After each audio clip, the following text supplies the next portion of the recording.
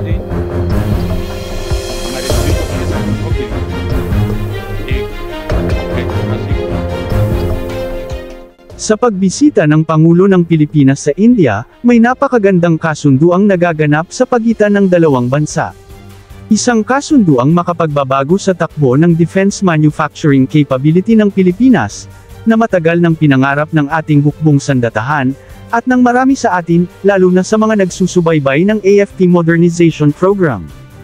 Isang joint venture sa pagitan ng India at Pilipinas ang nakatakdang itayo, dito mismo sa ating bansa, upang palakasin ang kakayahang militar at suportahan ang tinatawag na self-reliant defense posture ng ating pamahalaan. Kaya siguraduhing manatili hanggang dulo ng video para mas maunawaan natin kung paano ito mangyayari, at kung gaano kahalaga ang hakbang na ito. Ayon sa mga ulat, isang kasunduan ang nilagdaan kamakailan, sa pagitan ng Indian defense manufacturer na SMPP Limited, at ng lokal na kumpanyang Asia Defense and Firepower Corporation. Ang kasunduang ito, ay formal na isinagawa sa pamamagitan ng isang Memorandum of Understanding, isang hakbang na magbubukas sa pagtatatag ng isang defense joint venture company dito sa Pilipinas. Ang layunin, simple but powerful, suportahan ang self-reliant defense posture ng Pilipinas, palakasin ang kakayahan ng bansa sa lokal na produksyon ng mga armas at teknolohiyang militar, at higit sa lahat, itayo ang pundasyon para sa isang matatag, modernong defense industry sa bansa. Ang joint venture sa pagitan ng SMPP at ADFC, ay inaasahang magsusulong ng pagtulungan ng Pilipinas at India, sa larangan ng teknolohiya, produksyon, at research at development. Ang SMPP Limited ng India, ay isang kumpanyang nakatutok sa high-technology defense manufacturing, at marami sa kanilang mga produkto ay ginagamit mismo ng Indian Armed Forces, tulad halimbawa ng personal protective equipment, bulletproof gear, armor plate para sa mga armored vehicles and battle tanks, aircrafts at naval ship. Meron din bilang ammunition cartridge cases para sa mga malalaking bala ng mortars at howitzers mula pinakamalit hanggang 155mm na shells. At advanced ceramic armor plates para sa mga special na mga vehicles. Inaasahang ito ay pasimula pa lamang, sa mas lalawak pa na collaboration ng Pilipinas at India sa mga defense manufacturing. Ayon sa India, tiwala sila sa potential ng Pilipinas sa ganitong larangan, kailangan lamang ng maasahang partner ang bansa. Ang Asia Defense and Firepower Corporation naman, ay isang kumpanya ng Pilipinas, na ang pakay ay tumanggap ng mga teknolohiya mula sa mga foreign manufacturer, para i-localize ang production nito dito sa atin. Hindi lang SMPP ang maaring pumasok sa defense manufacturing industry ng bansa, dahil matatandaang ang kumpanyang Hindustan Aeronautics Limited naman ng India, ay matagal nang nagparamdam na handa silang magtayo ng assembling facility dito sa Pilipinas, na magpapaangat naman sa aircraft manufacturing environment ng bansa.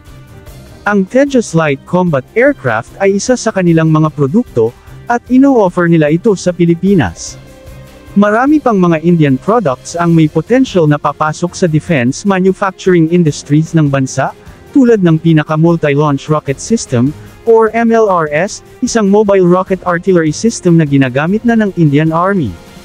Ang Akash Surface-to-Air Missile, na isang medium-range missile system na kayang magbigay ng air defense laban sa mga ballistic and cruise missile, fighter jets at drone. Maari na ring matutuloy ang usap-usapang Maintenance Repair and Operation Services or MRO, para sa BrahMos missiles, na isang supersonic cruise missile na unang na-export ng India sa Pilipinas noong 2022. Ang maganda rito sa BrahMos missile acquisition, ay ang balitang nagkasundo ang Pilipinas at India na magiging partner sa research and development sa artificial intelligence. Ang BrahMos missile ay gumagamit ng artificial intelligence upang hanapin ang tamang target, at iwasan at kontrahin ang mga air defense system ng kalaban, kaya napakataas ng success rate ng BrahMos na maneutralize ang target. Nasubukan na ito sa labanan nila sa Pakistan nitong kamakailan, kinikilala ng India ang husay ng mga Pilipino sa computer and software engineering and programming, mga skills na kailangan sa paglikha ng artificial intelligence. Kapag naipatupad ang joint venture na ito, matutupad na ang pangarap nating magkaroon ng local capacity para mag-assemble, mag-maintain, at kalaunan ay mag-develop pa ang mga ganitong klase ng teknolohiya, dito mismo sa loob ng bansa.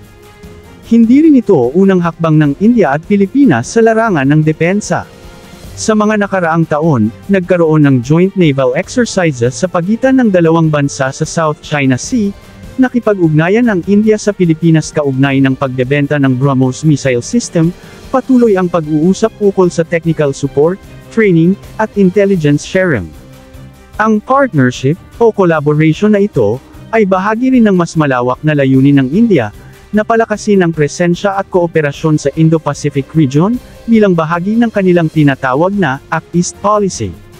Para sa Pilipinas, ito ay isang pagkakataon, na makipagsanib puwersa sa isang bansang may matibay na defense industry, at hindi bahagi ng mga direktang geopolitical conflict sa rehiyon. Pero hindi lang ito tungkol sa missiles at rocket systems. May mas malawak itong epekto. Tulad ng paglikha ng trabaho sa pagtatayo ng manufacturing facilities, assembly plants, at R&D centers, maraming mga lokal na engineer, technician, at skilled workers ang makakakuha ng bagong oportunidad. Technology transfer. Isa sa pinakaimportanteng aspeto ng joint venture, ay ang knowledge transfer. Matututo ang mga Pilipino ng mga makabagong sistema at teknolohiya na maaaring gamitin hindi lamang sa defense, kundi pati sa iba pang sektor gaya ng space technology, electronics, at advanced manufacturing. Pagsibol ng local defense industry. Sa kalaunan, maaaring hindi na natin kailanganin pang umasa sa pag-import ng lahat ng armas o kagamitan. Makakabuo tayo ng sariling industriya, na posibleng mag-supply rin sa ibang bansang nangangailangan. Sa isang rehiyong puno ng tensyon at banta, mas malakas ang paninindigan ng isang bansa na may kakayahang protektahan ang sarili.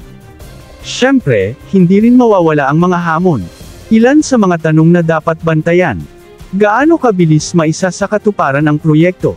May sapat ba tayong budget para suportahan ito sa long term?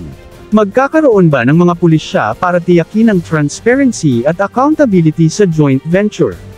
At paano ito tatanggapin ng ibang mga bansang may interes sa rehiyon, gaya ng China at US?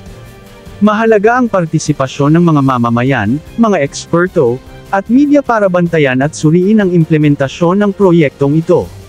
Sa gitna ng lahat ng ito, malinaw na isang panibagong yugto ang binubuksan ng Pilipinas sa larangan ng pambansang seguridad. Ang pagtutulungan ng Pilipinas at India ay hindi lamang teknikal na kasunduan, ito ay simbolo ng pagnanais nating tumayo sa sariling paa, at magkaroon ng mas matatag at makabansang depensa.